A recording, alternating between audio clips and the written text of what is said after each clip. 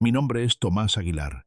Tengo 78 años, y hace apenas un año mis propios hijos intentaron declararme incapaz, decir que ya no estaba en mis cabales, que estaba gaga, como si uno se volviera inútil por tener arrugas o hablar con pausas largas.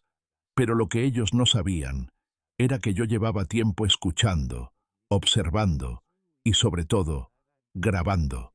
Sí, grabando cada palabra, cada conversación en la que hablaban de mí como si ya no estuviera presente, como si fuera una carga, un estorbo que había que quitar del medio. Y cuando llegó el momento, llevé todo eso ante un juez. Ese fue el día en que se les cayó la careta. Ese fue el día en que este viejo les enseñó que la experiencia no se pierde, que la dignidad no se entrega y que los abuelos no somos idiotas. Escucha esta historia hasta el final y dime qué harías tú en mi lugar. Y cuéntame también desde qué ciudad me estás escuchando, que quiero saber quién me acompaña en esta memoria que aún me arde por dentro. Porque todo esto no empezó de golpe. Number fue como esa humedad que se mete en las paredes. Primero apenas una manchita, luego una grieta, y cuando querés acordar, se te viene abajo el techo. A veces pienso que el error fue mío por haberlos criado demasiado bien, demasiado cómodos, demasiado convencidos de que todo lo que tenían les pertenecía, cuando en realidad les había sido dado con amor, con esfuerzo, con sudor del más puro.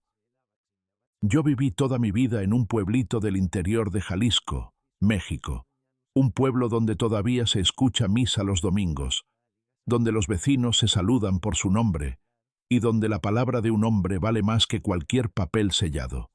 Ahí nací, ahí me casé con Ernestina, y ahí levanté mi casa con mis propias manos, ladrillo por ladrillo, después de salir del campo, de ordeñar vacas, de cargar sacos, de sembrar milpa bajo el sol calcinante. La vida nunca fue fácil, pero siempre tuvo sentido porque cada cosa que hacía era para ellos, para mis hijos, para que no tuvieran que pasar por lo mismo que yo. Tuvimos 3 hijos. Primero nació Julia, luego vino Rogelio, y por último, el más inquieto, Emiliano. Ernestina y yo éramos de la vieja escuela. Comida caliente en la mesa, respeto por los mayores y la familia por encima de todo. Me acuerdo cuando les compramos sus primeros uniformes para la escuela. Yo tenía los dedos rotos de tanto usar el martillo, y ella tenía la espalda doblada de lavar ropa ajena, pero ver a esos niños con sus mochilas nuevas nos hacía sentir que todo valía la pena. Los años pasaron, los hijos crecieron, y con el tiempo, cada uno fue tomando su rumbo. Julia se casó con un contador de Guadalajara. Rogelio se hizo licenciado en leyes y puso su despacho en la capital. Y Emiliano, bueno, Emiliano siempre fue más suelto, más ligero de compromiso. Tuvo varios trabajos, varios negocios, varias novias. A veces parecía que iba a comerse el mundo, y otras veces se perdía durante meses y volvía con la mirada esquiva y el bolsillo vacío. Cuando Ernestina enfermó, fue un golpe duro. Tenía 70 años cuando empezó a olvidar cosas, a perderse en medio de una frase, a quedarse mirando el fuego sin decir palabra. La llevamos al doctor, y después de muchos estudios, nos dijeron que era Alzheimer. Nunca había sentido tanto miedo en mi vida. Yo, que había lidiado con sequías, con deudas, con broncas en la parcela, me sentí chiquito, impotente. Pero no me rendí. Cuidé a mi mujer hasta el último día. La bañaba, le daba de comer en la boca, le cantaba nuestras canciones de juventud cuando no podía dormir. Murió en mis brazos una madrugada fría, mientras afuera llovía como si el cielo también llorara. Después de su muerte, la casa se volvió un desierto. Me levantaba temprano, como siempre, pero ya no tenía a quien preparar el café. Caminaba hasta la plaza a leer el periódico, a ver pasar la gente, a respirar el olor de las panaderías que abrían temprano. Al principio los hijos venían seguido. Me traían viandas, medicinas, me preguntaban cómo estaba. Pero con el tiempo las visitas se fueron espaciando.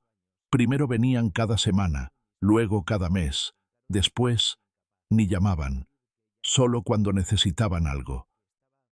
Yo no decía nada, los entendía. Tenían sus vidas, sus familias, sus compromisos. Me bastaba con saber que estaban bien. Pero una cosa es estar solo, y otra muy distinta es sentir que te están empujando hacia el abismo con una sonrisa en la cara. Un día Rogelio me llamó por teléfono. «Papá, estuve hablando con Julia y Emiliano. Creemos que sería buena idea que te vengas a vivir a Guadalajara. Acá vas a estar más cuidado. Ya estás grande, viejo». Me quedé callado. No por sorpresa, sino porque esa frase me la habían dicho muchas veces en el pueblo cuando se referían a otros viejos que ya no podían solos. Ya está grande, pobre. Como si uno dejara de ser persona al cumplir cierta edad. «No sé, hijo», le dije. «Acá estoy bien. Esta es mi casa. Acá viví con su madre. Acá crecieron ustedes». Pero él insistió. Me habló de comodidades, de hospitales cercanos, de gente que podía ayudarme con las compras, con los remedios. Al final, para que dejara de insistir, le dije que lo pensaría. Pero lo que no sabía era que esa llamada era solo el principio de algo mucho más turbio. Porque no se trataba de ayudarme, se trataba de quedarse con lo mío, se trataba de firmar papeles, se trataba de declarar que yo ya no estaba en mis cabales. Una tarde de domingo, vinieron los tres juntos. Julia trajo una torta. Rogelio llegó con un sobre Manila. Emiliano con una sonrisa más falsa que un billete de 3 pesos. Me sentaron en la sala como si fueran abogados de oficio. Julia hablaba suave, como quien quiere convencer a un niño. «Papá, no es nada grave. Solo es un trámite. Es para que podamos ayudarte con tus cosas. Para que podamos representarte si algún día tenés un problema de salud». Rogelio asentía con la cabeza. Emiliano miraba el piso. «¿Y qué es lo que tengo que firmar?», pregunté. «Un poder legal», dijo Rogelio. «Simple. Vos nos autorizás a administrar tus cosas si llega el caso». Ahí supe que estaban tramando algo. Y supe también que tenía que actuar con inteligencia. Porque en ese momento entendí que ya no me veían como su padre, sino como una firma, un obstáculo que había que remover del camino. Así empezó todo. La injusticia más grande de mi vida. El intento de arrebatarme mi identidad, mi autonomía, mi historia. Pero ellos no sabían con quién se metían. Porque detrás de este viejo de andar lento y voz gastada, hay un hombre que no olvida, que sabe esperar y que nunca se rinde. Esa misma noche, después de que se fueron, me senté en la cocina con una taza de café frío entre las manos, mirando el sobre Manila que habían dejado sobre la mesa. No lo había tocado. No hacía falta. Ya sabía lo que contenía. No eran papeles para ayudarme.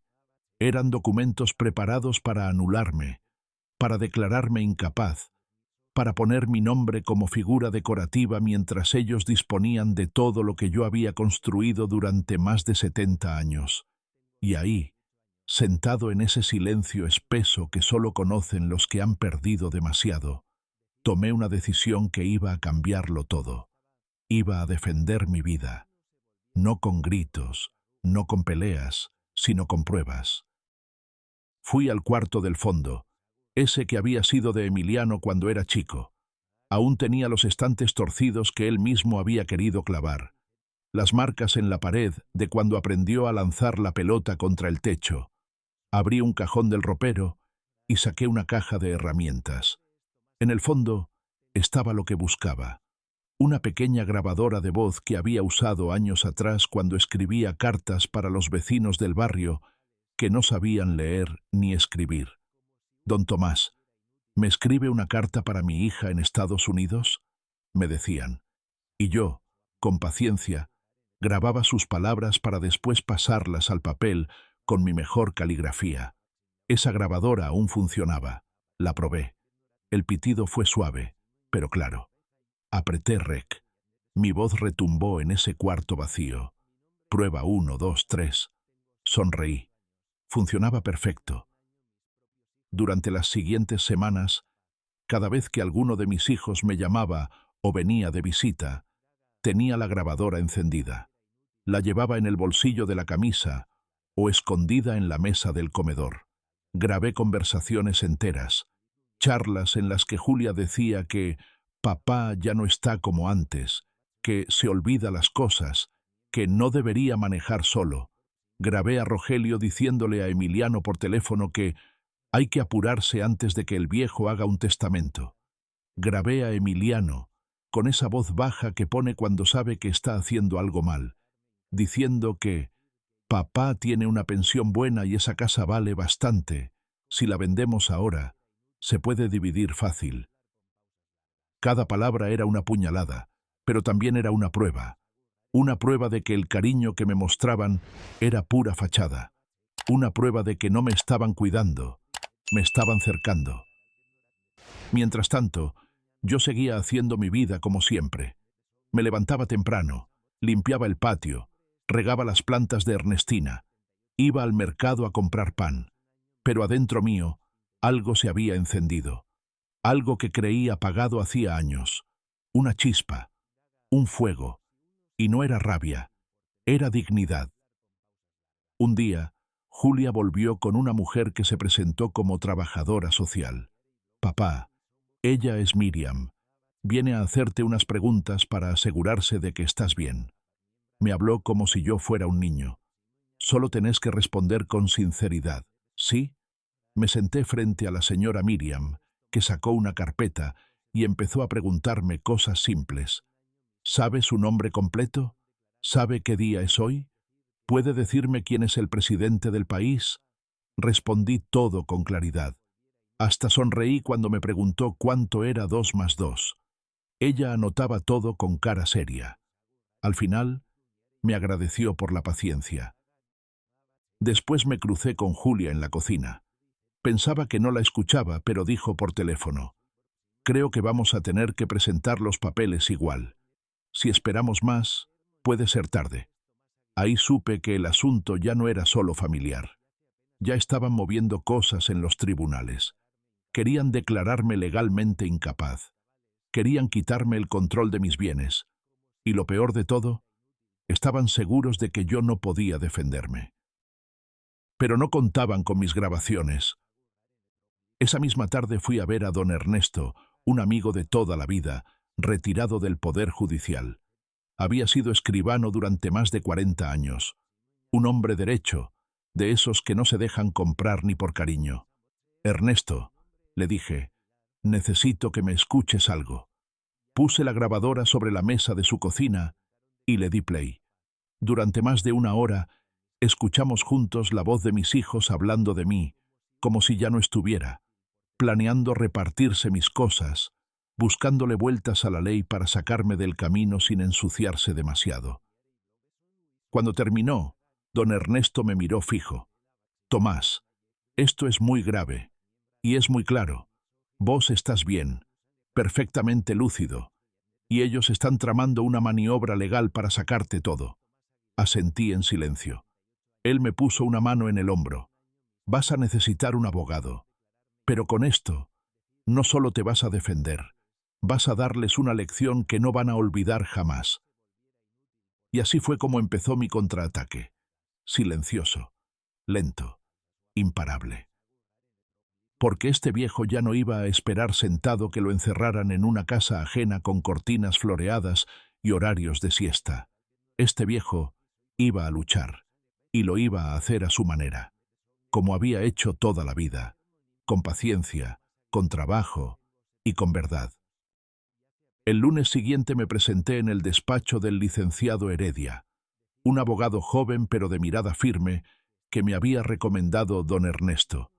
El muchacho me recibió con amabilidad, aunque con esa condescendencia que tienen los jóvenes cuando ven llegar a un anciano solo, vestido con ropa gastada y los ojos cansados.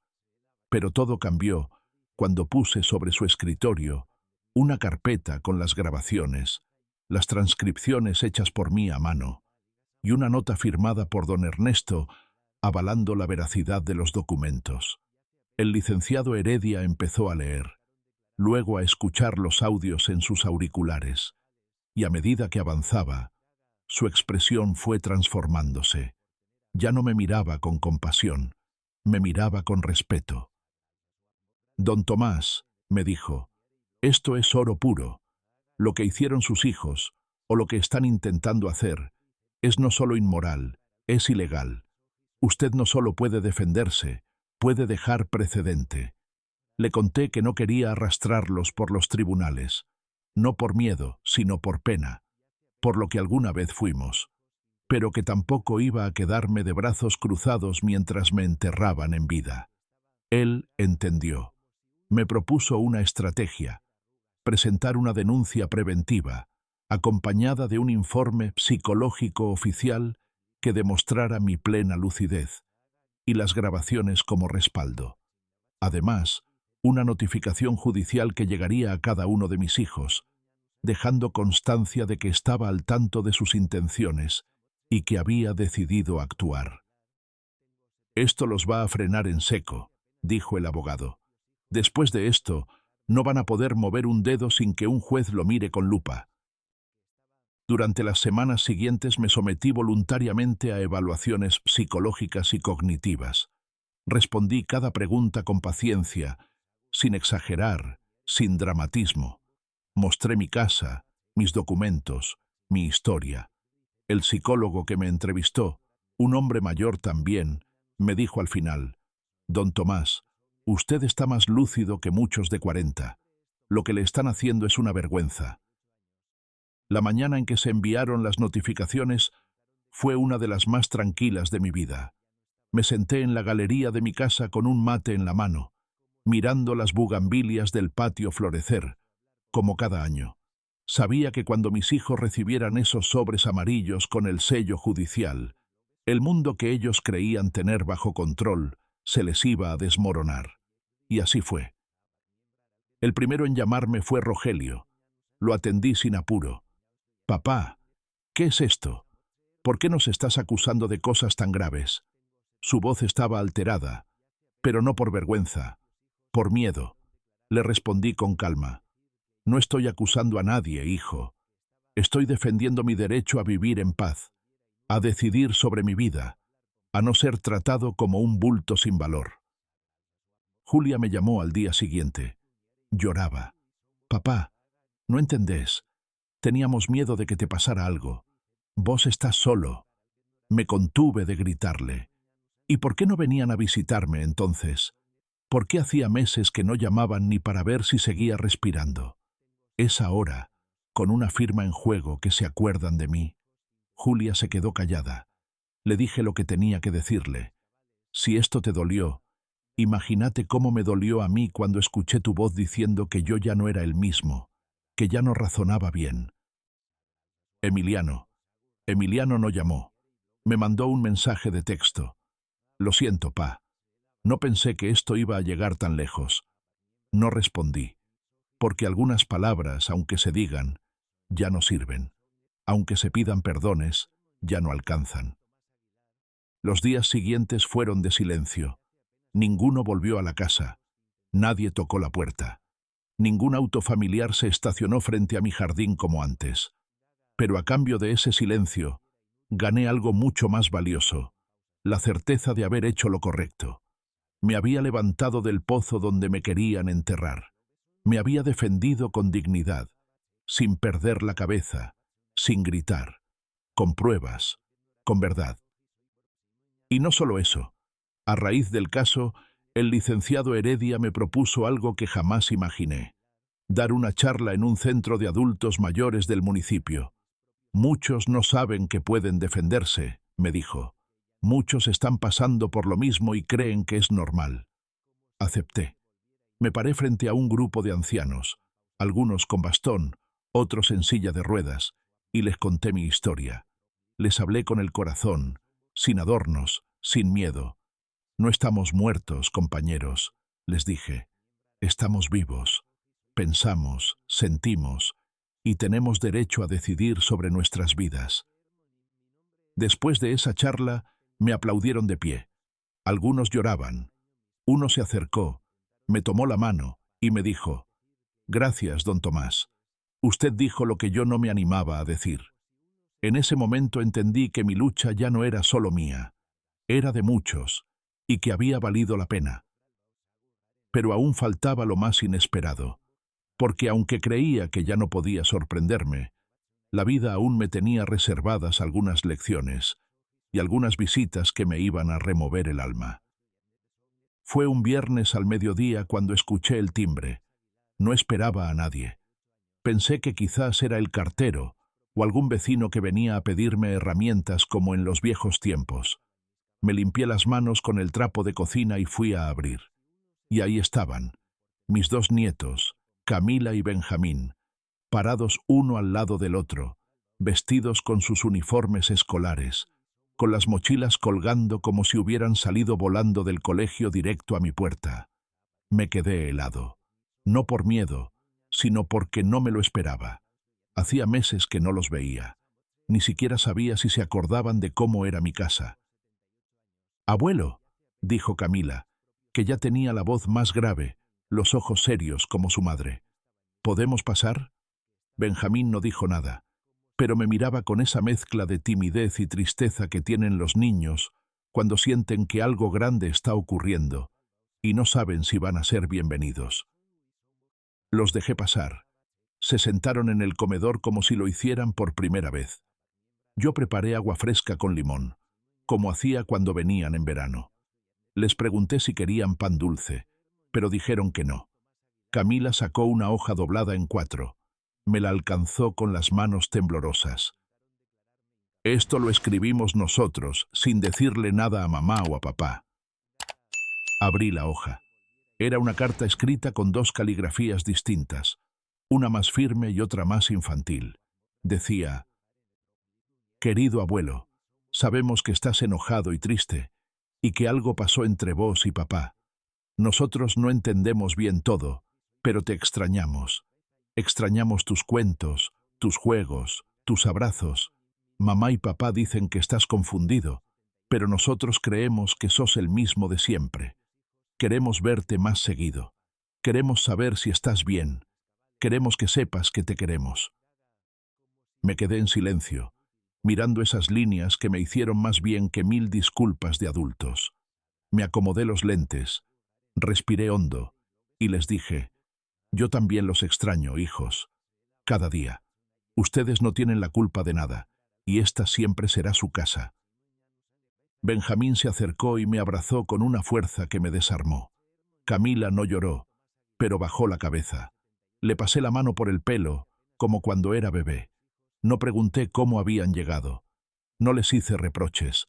Los dejé estar, como si ese momento necesitara ser limpio, sin manchas del pasado.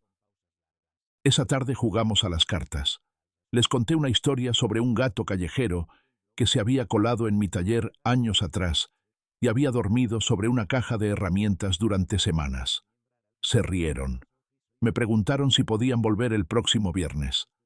«Claro que sí, pero sin faltar al colegio», les dije, y rieron otra vez. Cuando supe que se habían ido caminando hasta la parada del autobús, sentí una mezcla de miedo y admiración.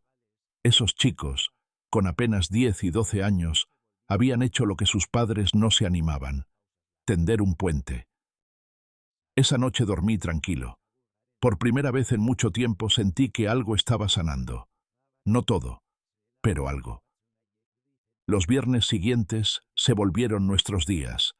Traían tareas para hacer, dibujos que me mostraban con orgullo, historias del colegio, canciones nuevas. Les enseñé a lijar madera en el galpón, como había hecho con su padre alguna vez. Les cociné las empanadas que les gustaban. Les conté anécdotas de cuando su abuela era joven y bailábamos en las fiestas del pueblo. Camila me preguntó un día: «Abuelo, ¿por qué no venías a vernos antes?». Le respondí con la verdad, sin culpas: «Porque los grandes a veces hacen cosas que lastiman, y uno se protege quedándose lejos». Ella asintió, como si entendiera más de lo que decía. Una tarde me trajeron un cuaderno. Habían estado anotando todas las veces que vinieron a verme. con fecha, hora y lo que hicimos ese día. «Es para que no se olvide, abuelo», dijo Benjamín. Lo abrí y en la primera página decía: «Proyecto, visitar al abuelo Tomás». Y ahí, sin que lo supieran, cumplieron con la única condición que yo había puesto en el fideicomiso: una visita al mes, hasta que yo me muriera. Ellos lo hacían sin saber de testamentos ni abogados. Lo hacían por amor. Mientras tanto, mis hijos seguían en silencio. Ninguno se atrevía a presentarse. Solo supe por conocidos que Emiliano se había ido a vivir a otro estado, que Rogelio había cerrado su despacho un tiempo por temas personales, y que Julia había empezado a ir al psicólogo. Ninguno me llamó más, y yo tampoco lo busqué, no por rencor, sino por respeto a lo que yo mismo había dicho. Quien no cuida a tiempo pierde el derecho de volver sin haber aprendido. A veces la gente del pueblo me para en la calle. «Don Tomás, ¿usted es el que denunció a sus hijos por querer declararlo incapaz?» Les sonrío. «Number Joe, soy el que se defendió cuando quisieron borrarlo de su propia historia. Porque eso fue lo que intentaron hacer, sacarme del cuadro, dejarme al margen, anularme con una firma. Pero me subestimaron. Pensaron que por viejo estaba vencido, y Number por viejo estaba preparado. Por viejo había aprendido a ver detrás de las palabras suaves, a entender cuándo el amor era interés y cuándo era de verdad. Hoy, en la repisa del comedor, tengo enmarcada esa primera carta de Camila y Benjamín. Cada vez que la miro, recuerdo por qué valió la pena defenderme.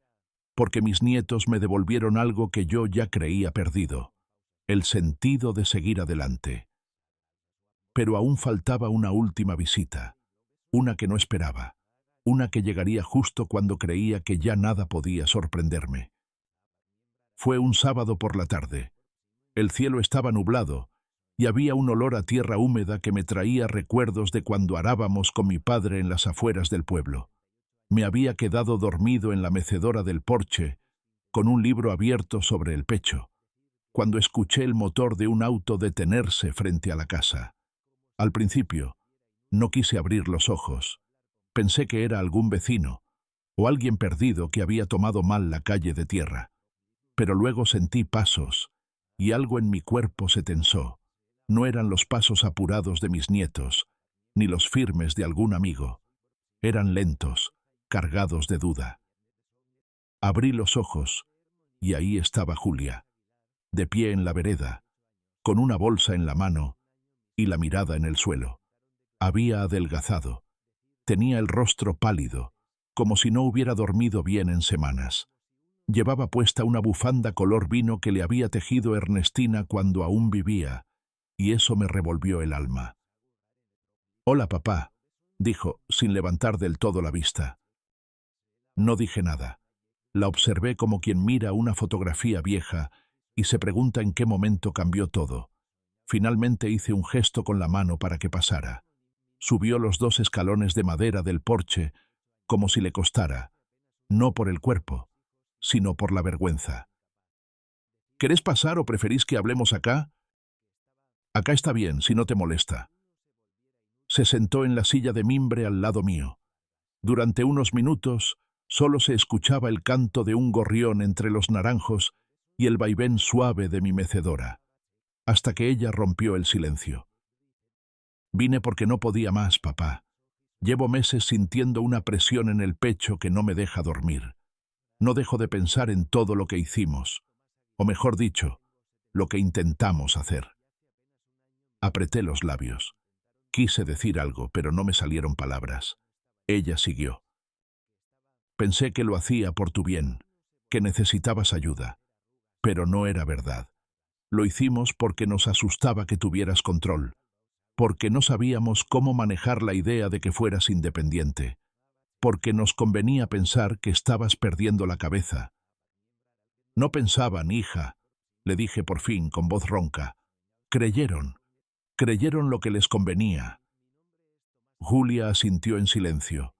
Abrió la bolsa que traía y sacó una caja de madera. Al verla, Sentí una punzada en el corazón. Era la misma caja donde Ernestina guardaba sus cartas, la misma que habíamos usado durante años para guardar recuerdos de los hijos, dibujos, fotos, boletines, postales. La encontré en el altillo de casa. Está llena de cosas que vos y mamá habían guardado. Cartas nuestras, el primer diente que se me cayó, las pulseritas del hospital cuando nacimos. Nunca supe que existía. Era de tu madre. Guardaba todo, hasta las tarjetas de Navidad donde firmabas con letra torcida. Julia la colocó sobre la mesita del porche y se la quedó mirando como si pesara toneladas. ¿Puedo dejarla acá?, me preguntó con un hilo de voz. No quiero tenerla yo. Me hace mal. Me recuerda que antes de ser tu hija fui una ingrata. Me dolió oír eso, porque por un momento vi a la Julia de trenzas y uniforme escolar que corría por el patio con una flor en la mano para regalársela a su mamá. Podés dejarla, claro que sí, le dije, pero no por lo que representa para vos, sino porque acá sigue estando tu historia. Y tu historia no se borra, hija. No se borra por un error, pero tampoco se olvida. Ella se tapó la cara con las manos. Lloró en silencio. Dejé que lo hiciera. No dije nada. A veces lo mejor que puede hacer un padre es dejar que los hijos se rompan un poco para que puedan armarse de nuevo con otra forma. Después de un rato, se secó las lágrimas y me miró directo a los ojos. ¿Hay algo que pueda hacer para que me perdones? El perdón no es algo que se pide, es algo que se gana. No se trata de venir a decir, lo siento. Se trata de mostrar que se entendió. Y vos, por ahora, estás empezando a entender. Asintió. Se puso de pie y recogió la bolsa vacía. ¿Puedo volver otro día? Podés, le dije. Pero no vengas por culpa, vení por amor. Se fue caminando despacio, con la bufanda de Ernestina agitándose con el viento. La vi alejarse por la calle de tierra hasta que desapareció detrás de las palmas. Y aunque no sentí alivio, sí sentí algo parecido. Tal vez un cierre. Tal vez la grieta comenzaba a dejar entrar un poco de luz. Entré a la casa con la caja en las manos. Me senté en la mesa y empecé a sacar uno a uno los recuerdos. Cartas con tinta corrida, dibujos infantiles, una foto rota de un viaje a Mazatlán. Cada objeto era una herida, pero también una prueba de que el amor había existido, aunque se hubiera desviado con el tiempo. Y mientras acomodaba todo de nuevo, pensé en lo extraño que es el corazón. Puede soportar traiciones que la mente no perdona, y sin embargo seguir latiendo, esperando que algún día las cosas vuelvan a su cauce. No como antes, porque eso ya no existe, pero sí con una nueva forma, una forma que no duela tanto. Afuera seguía nublado, pero el aire tenía ese aroma a tierra que presagia vida, y yo, viejo y todo, sabía que algo estaba germinando.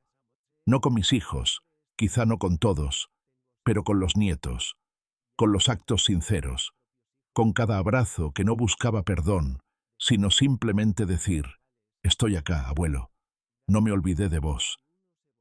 Y eso, en esta etapa de la vida, es más de lo que uno puede pedir. Una semana después, mientras ordenaba el taller del fondo, ese rincón donde todavía descansaban las herramientas que habían pasado por mis manos durante medio siglo, escuché que alguien entraba por la reja. Miré por la ventana entrecerrada y vi a Emiliano.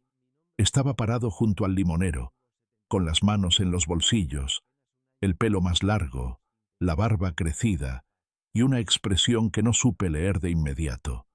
No era la de un hijo que vuelve con vergüenza, ni la de alguien que viene a reclamar nada. Era una mezcla rara de derrota, cansancio y búsqueda.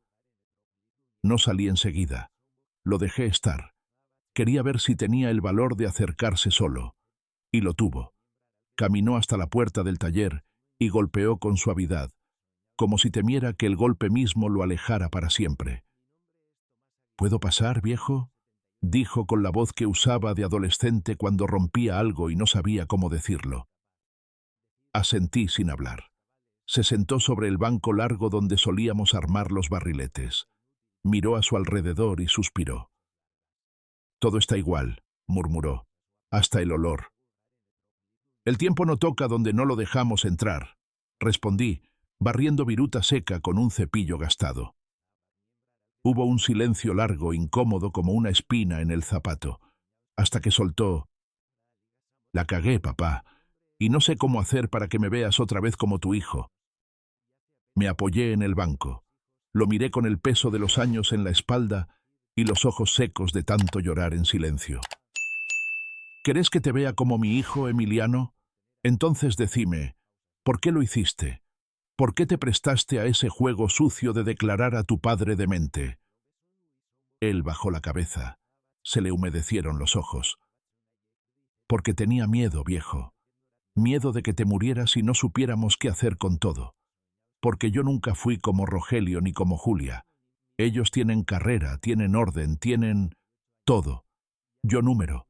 Yo siempre fui el que fallaba, el que no terminaba nada. Y pensé que si al menos podía ayudar a organizar lo tuyo, podía sentirme útil.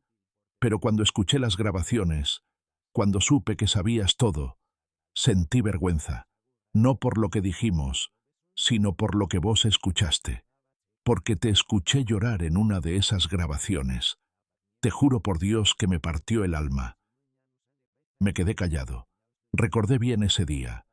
Había grabado accidentalmente un audio donde sollozaba solo, de noche, mientras miraba una foto de Ernestina.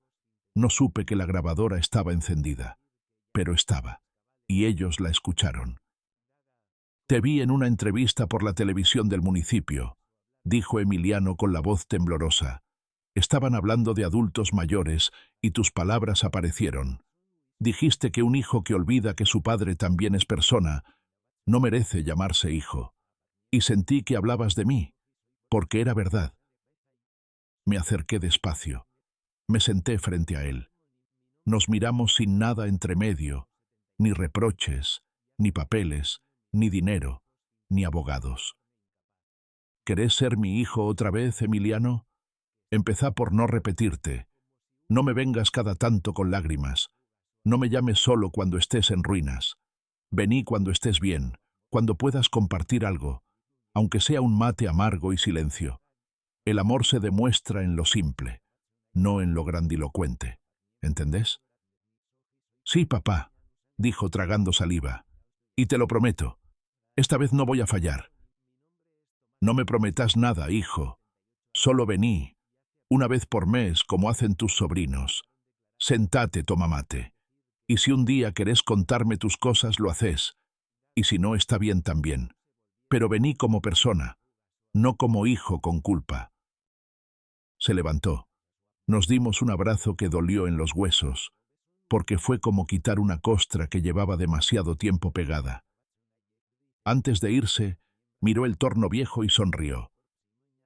¿Todavía funciona? Funciona todo, le respondí. Solo hay que saber cuándo darle cuerda. Esa noche, mientras anotaba en mi cuaderno de registro de visitas, escribí: Hoy volvió Emiliano. No sé por cuánto tiempo, pero volvió distinto. Y eso ya es algo. Porque entendí que el amor no siempre se recupera con disculpas, sino con presencia. Y aunque los años nos vuelvan lentos, hay caminos que todavía se pueden andar si hay voluntad. Al cerrar el cuaderno sonreí, porque, sin buscarlo, mi familia se estaba reconstruyendo. No toda, no igual, pero más verdadera que nunca. Y todavía faltaba lo más hermoso, ver cómo esas pequeñas visitas, esas gotas sinceras de amor, terminaban por llenar el vaso que me habían vaciado con tanta traición. Un par de meses después, en uno de esos domingos frescos en los que el sol acaricia pero no quema, estábamos en el patio. Camila pintaba piedras lisas que había recogido del camino, y Benjamín intentaba construir una especie de molino con palillos y goma de mascar. Yo los observaba desde la reposera, con un mate tibio entre las manos, sintiendo que la vida, por fin, había dejado de empujarme hacia la orilla. «Abuelo», dijo Camila de pronto. ¿Es verdad que sos rico? La pregunta me tomó desprevenido. Me reí, como se ríen los viejos cuando se ven acorralados. ¿Y por qué pensás eso? Porque mi papá le gritó a mamá una vez que vos tenías mucha plata y que lo dejaste sin nada, dijo Benjamín, sin levantar la vista de su experimento. Me quedé callado un segundo, no porque me molestara la pregunta, sino porque no quería arruinar ese momento con palabras torpes. Les voy a decir una cosa, empecé, mirándolos fijo. Tener plata no te hace rico. Yo conocí gente con casas enormes, autos de lujo, y una tristeza que no cabía en todos sus salones. Y también conocí gente que no tenía ni zapatos, pero que te compartía la última tortilla sin pensarlo. Yo, hijos, soy rico porque me levanto y tengo para comer. Tengo mis piernas para caminar. Tengo mi casa, mis recuerdos. Y ahora los tengo a ustedes. Camila asintió despacito, como si entendiera más de lo que podía poner en palabras. Benjamín me miró con esos ojos redondos y dijo: «Pero entonces, ¿por qué les mandaste esa carta a los abogados donde dijiste que nosotros íbamos a tener herencia?» Me quedé helado. «¿Quién te contó eso?» «Mamá, cuando papá se fue. Estaba llorando y dijo que vos ibas a darles plata a nosotros pero no a ellos, porque ellos se habían portado mal». Suspiré hondo. Me levanté con lentitud. Me acerqué a la mesa de trabajo donde ellos estaban. Me agaché hasta quedar a su altura y les dije: «Sí, lo que dijo tu mamá es verdad, pero no es por castigo, no es por venganza, es porque ustedes todavía tienen el corazón limpio, porque todavía pueden aprender lo que sus padres no aprendieron». «¿Y qué tenemos que aprender, abuelo?», preguntó Camila. «A cuidar, a escuchar, a no usar a los demás para sacarles cosas, a no dejar de visitar a quien te dio todo solo porque envejeció, a recordar que un abrazo no se hereda, se construye». Me miraban en silencio. No dije más. Les acaricié la cabeza a los dos y volví a sentarme. Al rato, sin que les dijera nada, Benjamín vino y me abrazó por la espalda. Camila trajo su piedra pintada, con flores azules y letras torcidas que decían: «Para el abuelo que me enseña a ser buena». Y ese fue el día que supe que el fideicomiso había sido una buena decisión, porque no era una cuestión de dinero, era una enseñanza, una herramienta, una promesa al futuro. Esa misma noche, mientras terminaba de barrer el corredor, escuché que llegaba un auto. Era Rogelio. Bajó solo, sin valija, sin flores, sin excusas. Caminó hacia mí con pasos pesados. Llevaba la camisa arrugada, las ojeras marcadas, y en la mirada esa mezcla de arrogancia quebrada y desesperación contenida. «Papá», dijo apenas, «necesito hablar con vos». No respondí. Dejé la escoba a un lado y me senté en el banco largo de madera. Él se sentó al otro extremo, como si hubiera una distancia que no se animara a cruzar del todo. «Sé que no tengo derecho a venir, sé lo que hice, pero quería contarte que Julia me llamó. Me contó que estuvo acá, que le diste lugar, que hablaron, y eso me hizo pensar que tal vez yo también necesitaba hablarte, no para pedirte nada, solo para decirte que tengo miedo». Lo miré con la serenidad de quien ya lo ha perdido todo y vuelto a empezar. Rogelio, el hijo ejemplar, el abogado exitoso, ahora hablaba como un niño perdido. «¿Miedo de qué?», le pregunté. «De terminar solo, como vos, pero sin tu fuerza, sin tu dignidad, sin nadie que me espere». Tragué saliva. Esa frase me dolió más que sus mentiras, más que su intento de borrarme. «¿Y qué querés de mí?». «Nada, papá. Solo quería verte, saber si todavía puedo aprender algo de vos antes de que sea tarde». Lo miré con tristeza, pero también con esa parte del alma que los padres nunca terminan de romper del todo. «Si venís a escuchar, no a justificarte, capaz que sí». Se quedó callado. Asintió. Y se quedó ahí, en silencio, conmigo, viendo cómo la luna asomaba por entre las ramas del limonero. Porque a veces, lo más difícil no es que vuelvan, es decidir si uno quiere volver a abrir la puerta. Y esa noche, sin saberlo, le abrí apenas una rendija. No para él, para el hijo que tal vez aún quedaba debajo del hombre que me había olvidado. Los días siguientes pasaron lentos, serenos, como si el mundo entero hubiera bajado el ritmo para que yo pudiera pensar en todo lo que había vivido y en todo lo que aún me esperaba. Rogelio no volvió enseguida, pero dejó algo atrás, una sombra. No una sombra oscura, sino de esas que te siguen cuando el sol empieza a bajar, que no asustan, pero tampoco dejan de recordarte que hay cosas que no se han dicho del todo. Sabía que tarde o temprano volvería, no porque quisiera recuperar algo, sino porque había comprendido que aún tenía una deuda, no conmigo, consigo mismo. Mientras tanto, mis nietos seguían viniendo. Cada viernes, como un relojito, Camila traía libros de cuentos para que leyéramos juntos. Benjamín insistía en enseñarme a usar el celular como si yo fuera un marciano. Entre risas y mate cocido, entre dibujos y anécdotas, me devolvían algo que yo ya no esperaba recuperar, la alegría sin cálculo. Una mañana de sábado recibí una carta, de esas que ya nadie escribe, con letra cursiva, papel con perfume y el nombre bien escrito en el sobre, para don Tomás Aguilar. Venía del municipio. Me invitaban a un acto en el centro cultural. Querían entregarme una distinción por mi valentía cívica y ejemplo ciudadano en defensa de los derechos de los adultos mayores. Me reí solo. Pensar que lo único que había hecho era defender mi casa y mi dignidad.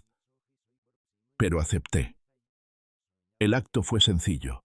Un salón con cortinas beige, gente del barrio, algunos funcionarios y varias personas mayores, sentadas bien derechas como si esperaran que ese momento les devolviera algo que se les había ido perdiendo con los años.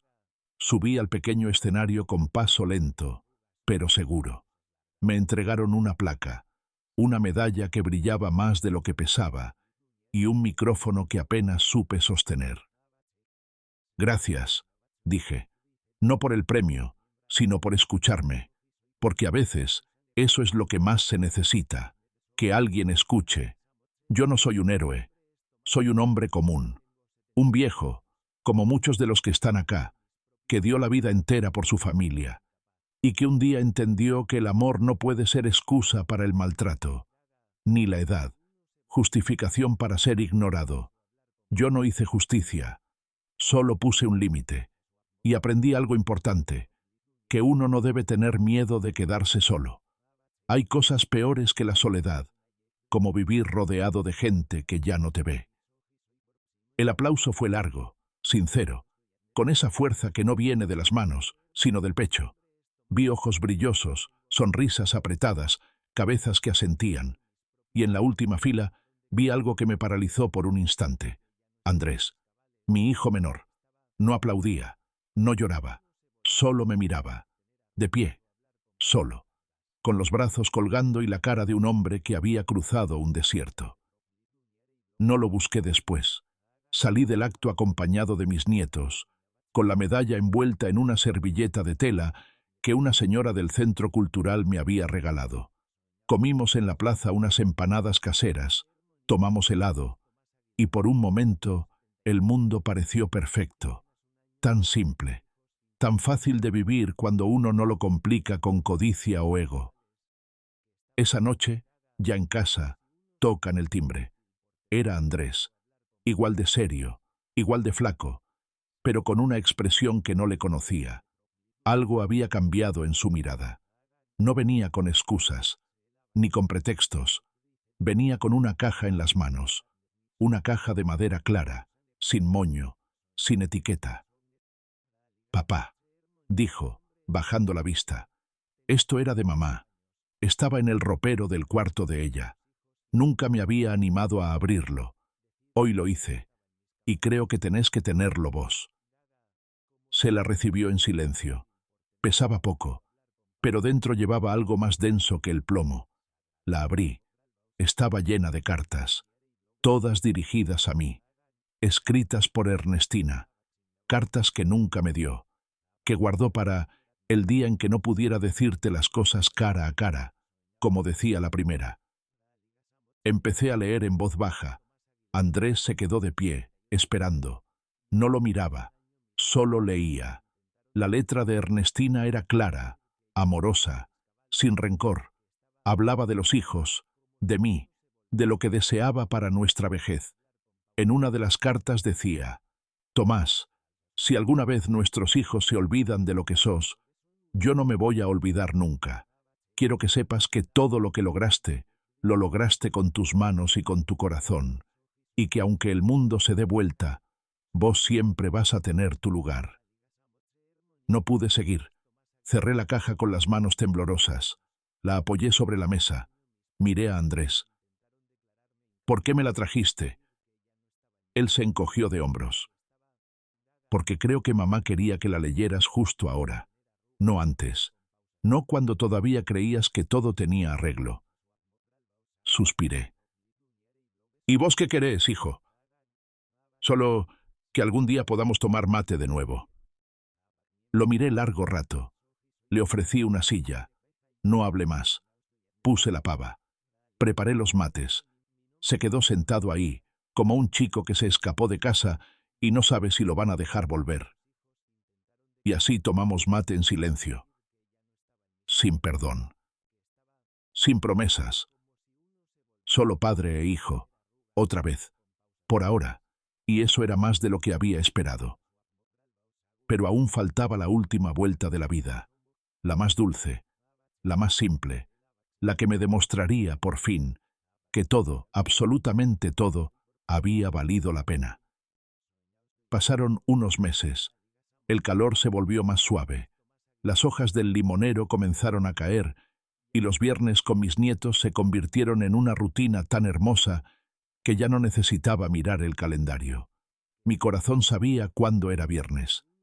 Benjamín había armado una casita para pájaros y la colgamos juntos del álamo grande.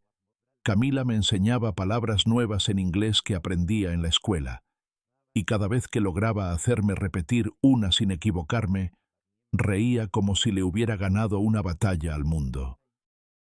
Los tres sabíamos que estábamos construyendo algo distinto a lo que habíamos perdido, y aunque mi cuerpo a veces ya no me respondía como antes, mi alma se sentía joven otra vez, no por la ausencia de dolores, sino por la presencia de sentido. Y un día llegó el último regalo que la vida me tenía guardado. Era temprano. Todavía estaba en pijama, preparándome el desayuno, cuando escuché ruidos afuera. Pensé que serían pájaros en el techo o el viento moviendo alguna rama seca. Pero número. Al abrir la puerta, lo vi. Un cartel de madera, colgado justo encima del porche, con letras grandes y prolijas que decían: Rincón Eduardo Ramírez, donde cada niño encuentra un abuelo. Me quedé de piedra. Frente a mi casa, una decena de chicos del comedor donde hacía voluntariado estaban formados en fila, con globos en las manos. Esperanza estaba ahí, con un vestido azul celeste y una sonrisa más grande que el cielo. A su lado, don Facundo, con su bastón decorado con banderitas de colores.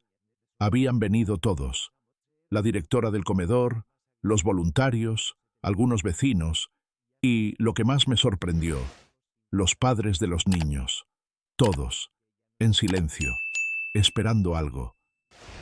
Eduardo, dijo Esperanza, acercándose, este cartel es un regalo, no solo por lo que hiciste por nosotros, sino por lo que hiciste por vos mismo, porque nos enseñaste que empezar de nuevo no es solo posible, es necesario.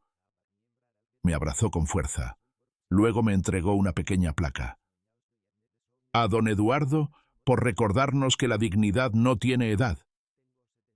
No pude contener las lágrimas. No eran de tristeza, eran de plenitud, porque en ese momento supe que el camino estaba completo, que todo el dolor, la soledad, la injusticia, habían desembocado en ese instante.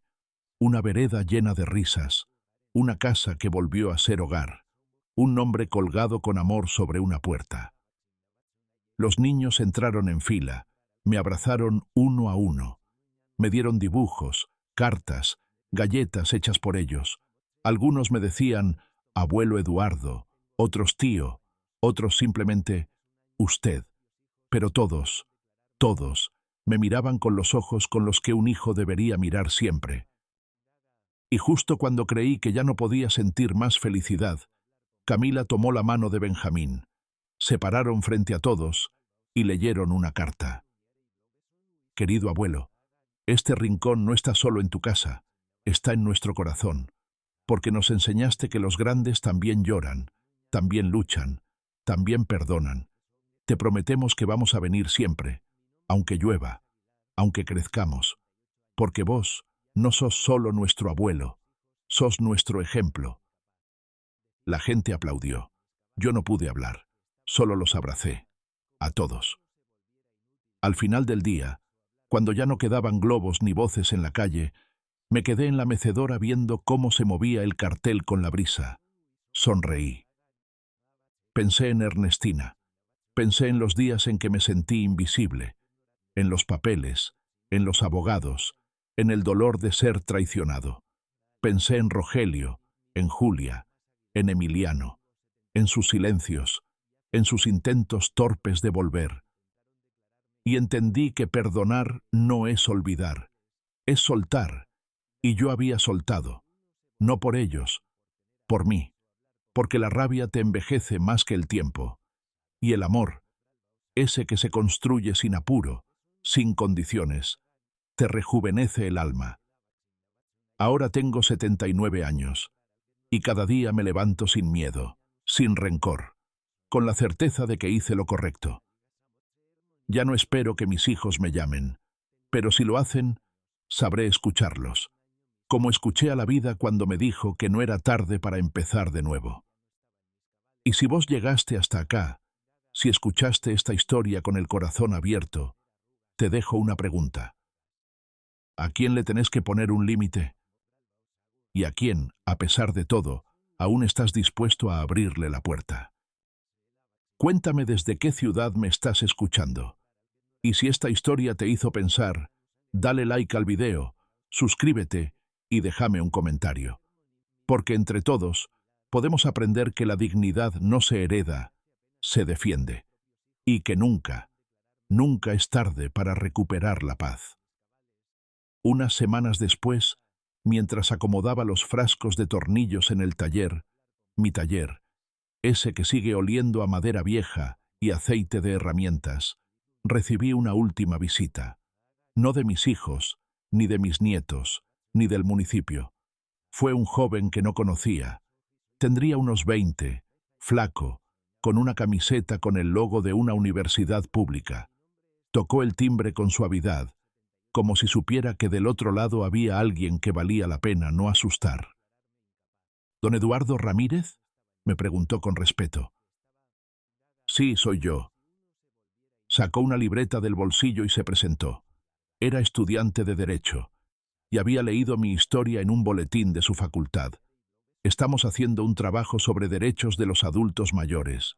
Pero más que eso, yo quería conocerlo, porque mi abuelo pasó por algo parecido, pero él no supo cómo defenderse, y yo no supe cómo ayudarlo. Le invité un mate. Se quedó casi 2 horas escuchándome, haciendo preguntas, tomando notas, pero más que eso, prestando atención, como pocos lo hacen. Al final, cuando se iba, me estrechó la mano con fuerza y me dijo: «Usted no solo se defendió, don Eduardo, usted dejó un camino trazado, gracias». Y cuando se fue, me senté en la mecedora del porche y me reí solo, porque sí, a esta edad, uno ya no sueña con cambiar el mundo. Pero si una historia como la mía sirve para que otro viejo se anime a decir basta, o para que algún nieto abrace a su abuelo sin vergüenza, entonces todo valió la pena. Hoy, este abuelo vive en una casa sencilla con un cartel de madera que lleva su nombre. Una casa que estuvo a punto de serle arrebatada por la ambición, por la ingratitud, por la cobardía de quienes olvidan que los padres no son muebles que se jubilan. Tengo poco, pero tengo todo. Un banco al sol, nietos que me abrazan sin pedir nada, una esposa nueva que me toma la mano sin preguntar por el pasado, y vecinos que me llaman por mi nombre cuando me ven pasar. Ya no me preocupa lo que hicieron mis hijos. Lo que importa es lo que no lograron hacer. No lograron quebrarme, ni callarme, ni hacerme creer que estaba solo. Porque no lo estuve. Tuve a gente buena alrededor. Y te tuve a vos, que llegaste hasta el final de esta historia. Gracias por escucharme. Gracias por darme tu tiempo.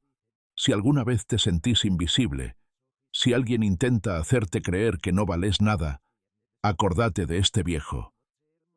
Acordate que la dignidad no se negocia, que los afectos no se mendigan, y que siempre hay otra oportunidad de volver a empezar. Contame en los comentarios desde qué ciudad me estás escuchando. Y si esta historia te tocó el corazón, no te vayas sin darle like al video, suscribirte al canal y compartirlo con alguien que necesite escuchar estas palabras. Porque al final, todos necesitamos sentir que todavía somos importantes para alguien. Hasta la próxima, y que la vida te abrace con la misma fuerza con la que yo abracé la mía.